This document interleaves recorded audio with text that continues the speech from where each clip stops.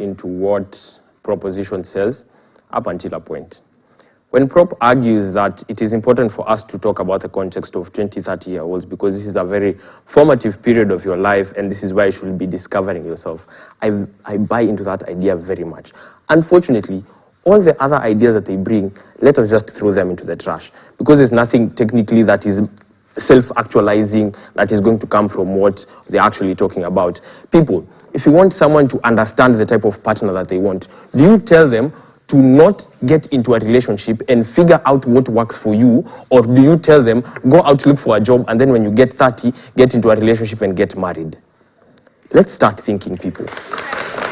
I think if you want to tell people that self-actualization comes from you discovering yourself, I think a relationship is the best place for you to discover yourself. Because that is where you figure out whether, essentially, can I work when I have another partner? Do I need a supporting mechanism for me to be fully productive?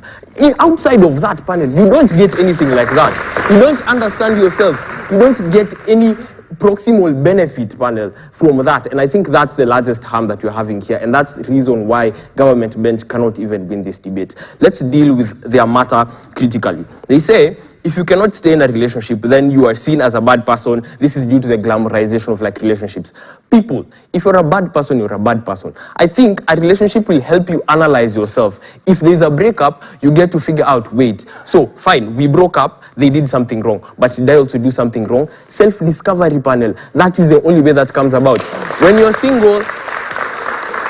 single, there's no discovery, there's no learning, there's nothing there. You're just an empty carcass who walks around thinking that you're the best person in this world. Well, in actual sense, you're a very bad person, but you don't even know that. That's the problem, and that's the world that they're trying to sell to you. You don't buy that. Second thing, they argue that essentially for the long term, you don't necessarily know what you like and you don't then figure out what you would want outside of the relationship. I think you know what you like when you're inside a relationship. You know that this is my love language. I think my love language is physical touch and quality time, not gifts. So stop wasting your money buying me gifts because I don't need your gifts. I just want you to come spend time with me. I think that is discovery, and that is what you get when you're in a relationship. Save your case. For people to use people's emotions as experimental grounds for them to figure out I think at a point where you learn that this is what works for me, it is also a pain to your side because you will also get your heart broken. I think that relationship, you are two people. It was not one person. You are both of you. And when there is a heartbreak there, it's a heartbreak to both of you, not just one person. That means both of you essentially will get hurt. Sure, one person will get hurt more than the other, but I did not get into this relationship with the intent of toying with your emotions and then figuring out what I want. I think I got into this relationship because I liked you, I saw you, and I thought, you know what, me and you can actually work out. And then we come together and we figure out, well, it doesn't actually work. And that is just that. You cannot necessarily blame one party for this. I think that's just a very ridiculous argument from Gov, and we will not buy into that. What do you get from OP? OP tells you, number one, self-actualization. The one thing that they started saying that they don't even prove is what you get from our side. We tell you self-actualization only comes when a person understands their true self. And we tell you that from a relationship, a person actually gets from the innate nature of human beings to actually pursue much stronger bonds than just platonic, like you and your brother having a relationship. I think we already prove how that is a much more fulfilling situation, because you cannot say that you get butterflies from hugging your mother, but you definitely get butterflies from hugging your crush. And I think that in and of itself is a much better fulfillment. That brings you much more happiness when you're with a person that you actually like, right? We also prove to you that essentially society is a much better place because we already place importance on family. We show you that by getting into multiple relationships, whether they work or not, is a way of learning yourself and learning how to build a strong bond with the person that comes. That means when you're in active pursuit of a long-term partner like a marriage partner, you will already know that I cannot get married to this person because they like doing their hair every morning and I don't like spending my time like that.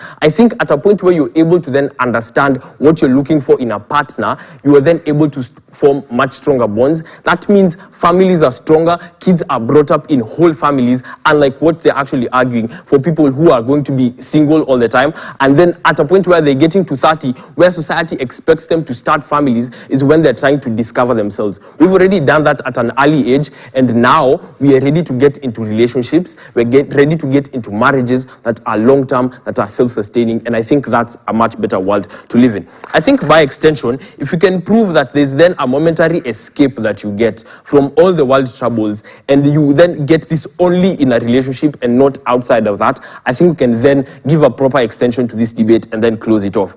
I think we all have problems in society like school, family, and all that drama that actually happens, especially when you're talking about like the cost of living, and our able people in government are telling us that you should move to Ruiru because that is where things are cheaper.